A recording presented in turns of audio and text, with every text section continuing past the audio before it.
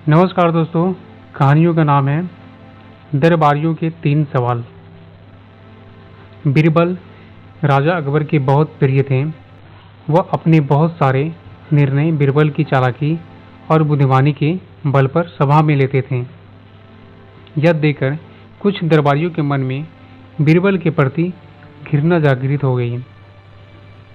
उन दरबारियों ने मिलकर बीरबल को बादशाह अकबर के सामने नीचा दिखाने के लिए एक योजना बनाई।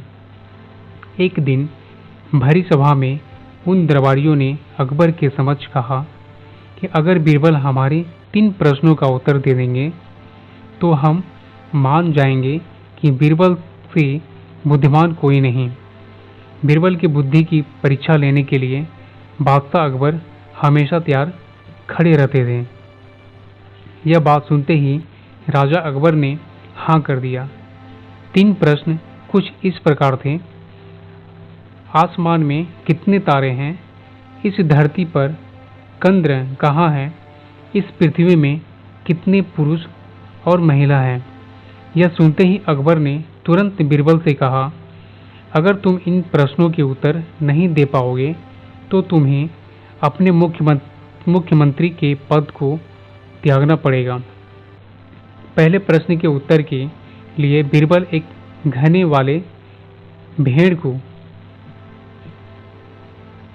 पकड़ लाए और कहने लगे कि जितने बाल इस भेड़ के शरीर में हैं उतने ही तारे आसमान में हैं। अगर मेरे दरबारी मित्र इस भेड़ के सभी बाल गिनना चाहें तो गिन सकते हैं। दूसरे प्रश्न के उत्तर के लिए बीरबल जमीन पर कुछ रेखाएं खींचने लगे और कुछ देर बाद उन्होंने एक लोहे की छड़ी को गाड़ दिया और कहा, यह है धरती का केंद्र बिंदु। अगर मेरे दरबारी दोस्त मापना चाहते हैं तो स्वयं माप सकते हैं।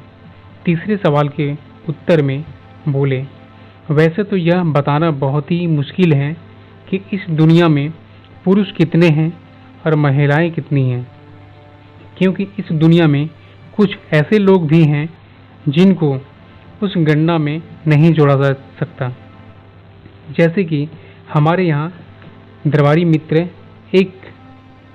अगर इस प्रकार के लोगों को मार डालें तो हमें गणना करने में भी आसानी होगी।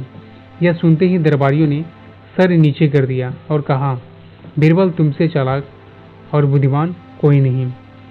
सफलता प्राप्त करने का कोई न कोई रास्ता जरूर होता है, बस अपनी बातों पर दृढ़ संकल्प रखना जरूरी है। तो दोस्तों, हमारी कहानी आपको कैसे लगी?